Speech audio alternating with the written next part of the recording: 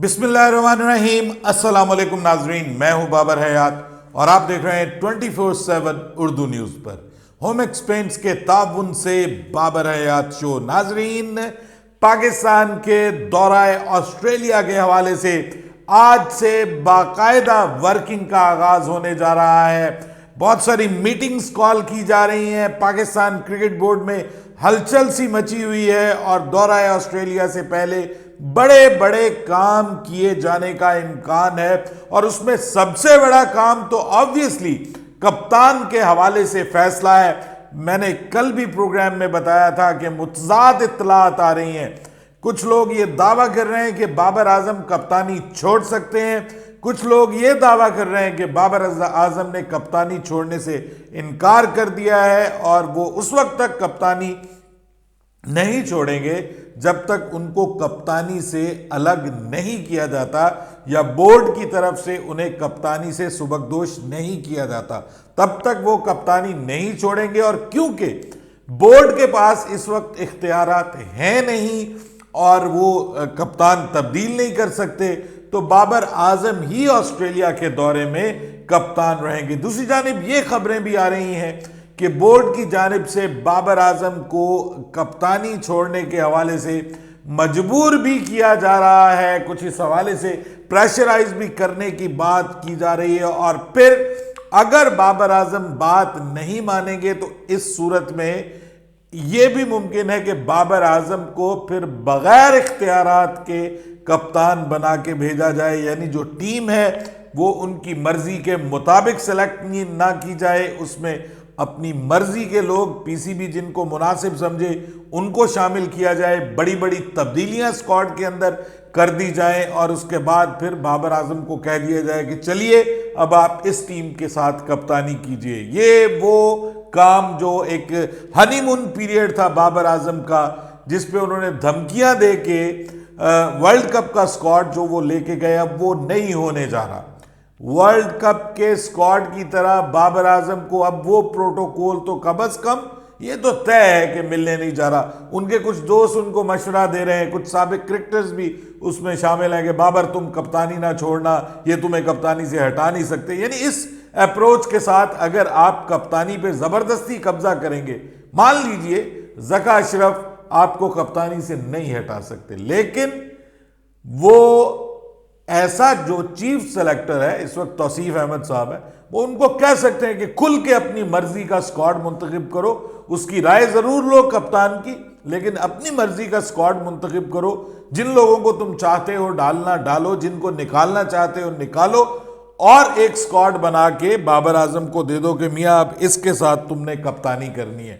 तो उसके बाद फिर बाबर आजम जो भी है वो करना चाहता है वो कर ले कप्तानी, मतलब ये भी एक ऑप्शन मौजूद है। तो मेरा ख्याल, देखिए मैं आपको एक बात बताऊं, बाबर आजम के बस का रोग नहीं है कप्तानी। आप 2 साल और दे दीजिए उसको, 2 साल आप और दे दीजिए, 3 साल आपने लगा के चेक कर लिया, आपने उसको मौके भी दिए, 3 वर्ल्ड कप में उसने कप्तानी की। अगर उसमें टैलेंट होता और उसमें क्विक लर्निंग की एबिलिटी होती, क्विक लर्निंग बहुत इंपॉर्टेंट चीज़ है। अगर आपने लर्न करना है और अगर आप एक क्लास 2-2 सालों में करने वाले हैं तो सर फिर आप बूढ़े होके ही एमए तक पहुंचते हैं ना।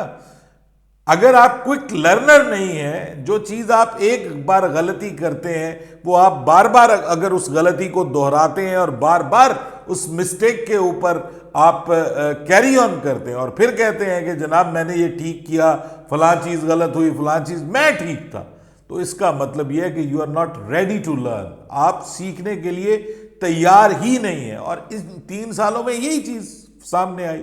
सो नाम तो आ रहे हैं जी, देखिए शान मसूद का नाम सामने आ रहा है बतौर कप्तान के टेस्ट सीरीज, ऑस्ट्रेलिया की टेस्ट सीरीज के लिए, क्योंकि पाकिस्तान ने अब जो वनडे खेलना है ना, अगला वनडे वो नवंबर 2024 में जाके खेलना है।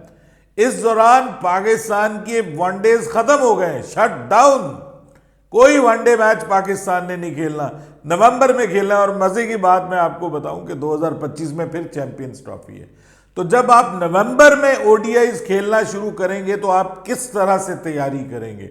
कोई तैयारी नहीं है, कुछ नहीं है, कोई चक्कर नहीं है। दुनिया की टीमें, अभी इंग्लैंड की टीम वेस्ट इंडीज जा रही है, वहां पर वनडे सीरीज भी है, T20 सीरीज भी है, लेकिन हमारा बोर्ड जो है उसने क्या सेटिंग की हुई है जनाब, पीछे जाके जो फ्यूचर टूर प्रोग्राम है उसमें पूरा साल ऑलमोस्ट कोई वनडे मैच ही नहीं है, और फिर हम रोना रोते हैं कि पाकिस्तान वनडे वर्ल्ड कप में, वनडे चैंपियन ट्रॉफी में पाकिस्तान जो है वो चैंपियन भी बन के आए।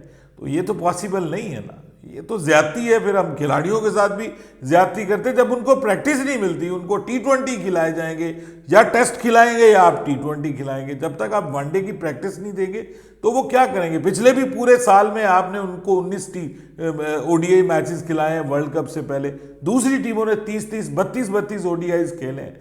तो आप देख लें कि ये जो टीमें टॉप 4 में पहुंची हैं ये प्रॉपर प्रैक्टिस के साथ आई थी। इंडिया अनबीटन गया है, 9 के 9 मैचेस जीते उन्होंने। गुज़िश्ता रात मैच में बड़ी शिकस्त दी है नीदरलैंड को, और बताया है कि नीदरलैंड के खिलाफ किस तरह से खेलना है। हम भी खेले थे नीदरलैंड के खिलाफ, आपको याद होगा हमारा कप्तान कितनी जल्दी आउट हो गया था, हमारी कांपें टांग रही थी नीदरलैंड के खिलाफ। लेकिन अब आप देखिए कि नीदरलैंड के खिलाफ इंडिया ने किस तरह से खेला। तो इसके पीछे एक स्ट्रांग प्रेपरेशन है, और हम प्रेपरेशन कब स्टार्ट करेंगे। चैंपियंस ट्रॉफी मार्च में होनी है हमारे 2025 में, और नवंबर 2024 में हमने पहला ODI खेलना। तो ये तो हमारी प्लानिंग है, और फिर बाद में मुद्दा सारे का सारा हम खिलाड़ियों पे डाल देते हैं, ये भी ज्यादती है। देखिए बात यह है कि बहुत से लोगों ने कहा कि जी बाबर आजम अकेला जिम्मेदार नहीं है जो भी पाकिस्तान के साथ हुआ। तो मैं कौन सा कहता हूं कि बाबर आजम अकेला जिम्मेदार है। भाई खिलाड़ी भी बुरा खेले हैं। अब शादाब खान कहता है कि जनाब मैं जिम्मेदारी कबूल करता हूं, मेरी वजह से पाकिस्तान की परफॉर्मेंस अच्छी नहीं रही, अगर मेरी परफॉर्मेंस अच्छी होती तो पाकिस्तान के ये जो मौजूदा हालात बेहतर होते। तो भाई तुम्हें इस चीज का पूरा वर्ल्ड कप दांव पे लगा के एहसास हुआ है, तो ये कौन सा एहसास हुआ है जी।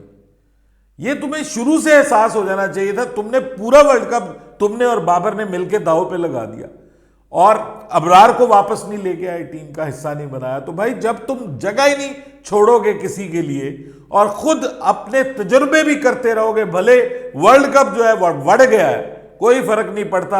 आपने अपनी पूरी कोशिश की और वर्ल्ड कप को आपने अपनी फॉर्म को रीगेन करने के लिए इस्तेमाल किया। जबकि जब कोई प्लेयर आउट ऑफ फॉर्म होता है तो वो डोमेस्टिक में जाता है, वो बाहर जाता है, वो थोड़ा रेस्ट करता है कि थोड़ा मैं रिलैक्स करूं, शायद मैं दोबारा रिदम में वापस आ जाऊं।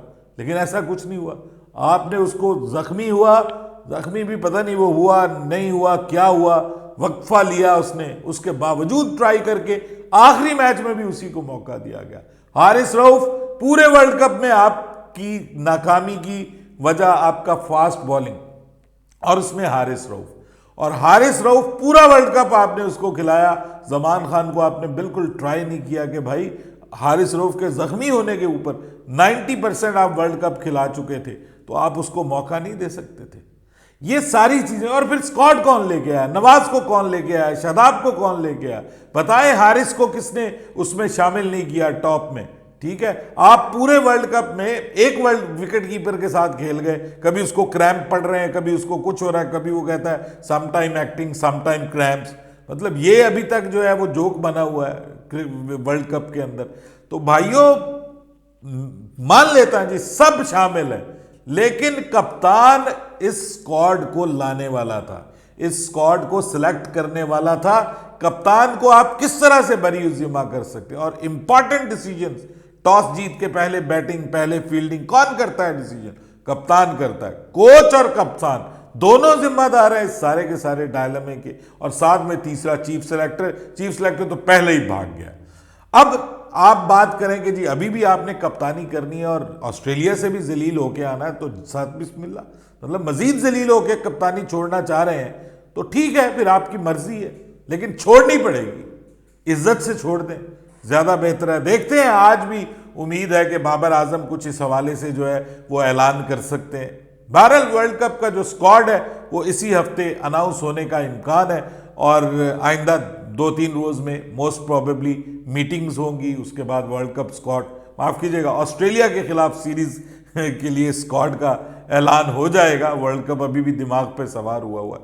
ऑस्ट्रेलिया के खिलाफ सीरीज का आगाज के स्क्वाड का ऐलान हो जाएगा और उसमें अब तब्दीलियों का इम्कान है। बहुत से लोग कह रहे हैं जी ज़्यादा तब्दीलियां ना करें, लेकिन देखिए शान मसूद तो ऑब्वियसली आएगा, वो ऑलरेडी है, और साइम अयूब का आना बहुत ज़रूरी है। अब साइम अयूब आपके डोमेस्टिक में परफॉर्म कर चुका है और वो ऑस्ट्रेलियन पिचेस पे जहां पे पेस मिलता है वहां पे साइम अयूब जैसी ऑप्शन आपको और कोई नहीं मिलेगी। साइम अयूब की वापसी होनी चाहिए। फिर आप ऑस्ट्रेलिया में मोहम्मद अब्बास को भी ट्राई कर सकते हैं। टेस्ट क्रिकेट के लिए मोहम्मद अब्बास को भी वहां पे विकेट से मदद मिलती है, सीम और स्विंग होती है, वहां पे बहुत ज्यादा स्पीड आपके लिए उतनी ज्यादा जरूरी नहीं। हाँ, सबसे ज्यादा इंपॉर्टेंट चीज है नसीम शाह की वापसी। नसीम शाह जो है वो फिटनेस का अब मैयार पूरा करते हैं या नहीं करते, क्योंकि उन्होंने बाकायदा एक्सरसाइज करनी शुरू कर दी है, सब कुछ कर रहे हैं। क्या वो वापसी आ सकते हैं? मुश्किल थोड़ा सा लग रहा है, लेकिन बहरहाल उनकी फिटनेस का भी जायजा लिया जाएगा। अभी वो फुली फिट नहीं है और मेरे ख्याल में उनके ऊपर रिस्क भी लेने की ज़रूरत नहीं है, क्योंकि पाकिस्तान को 2024 का T20 वर्ल्ड कप खेलना है। तो चलिए, अगर ये नहीं हम जीते तो उस वर्ल्ड कप तक भी हमारे पास मौका है, फिर 2025 की चैंपियंस ट्रॉफी। तो I think so Naseem Shah के हवाले से अभी हम रिस्क नहीं लेना चाहिए। लेकिन जो बड़ी तब्दीली मुझे लग रही है, एक तो अब्बास को भी कंसीडर किया जा सकता है, उसके अलावा आप साइम अयूब को बल्लेबाजी में कंसीडर कीजिए। सरफराज ऑब्वियसली वापस आएंगे और बहुत स्ट्रॉन्ग कैंडिडेट हैं, कप्तानी के लिए भी बहुत स्ट्रॉन्ग कैंडिडेट है, लेकिन क्या उनको बनाया जा सकता है? अब इसमें पीसीबी के जो हैं वो इख्तियारात उस तरह से नहीं है, लेकिन क्या अगर वज़ीर आज़म उनको इख्तियारात तफवीज़ कर देते हैं, जो हालात हमारे वर्ल्ड कप में हुए हैं उसके बाद दौरा ऑस्ट्रेलिया के लिए, तो सर पाकिस्तान है, यहाँ पे कुछ भी हो सकता है। सो इसलिए उम्मीद रखते हैं कि एक अच्छा तगड़ा ज़बरदस्त स्क्वाड जो है वो हमारा जाएगा। और अबरार अहमद तो ऑब्वियसली अब टीम का हिस्सा होंगे। अबरार अहमद जो है वो उनके हवाले से तो अब आप बेफिक्र रहिए, क्योंकि वो यहाँ पे उनको आप बाहर नहीं निकाल सकते। पाकिस्तान का स्पिन बॉलिंग अटैक भी ठीक है, टेस्ट की टीम पाकिस्तान की काफ़ी हद तक बेहतर है, बैलेंस्ड है, लेकिन अगेन कप्तानी बड़ा सवाल। उम्मीद करते हैं आज शाम तक इस सवाल का जवाब भी मिल जाएगा। आपको अपडेट करेंगे इंशाअल्लाह। बाबर हयात को इजाज़त दीजिएगा। अल्लाह हाफिज़।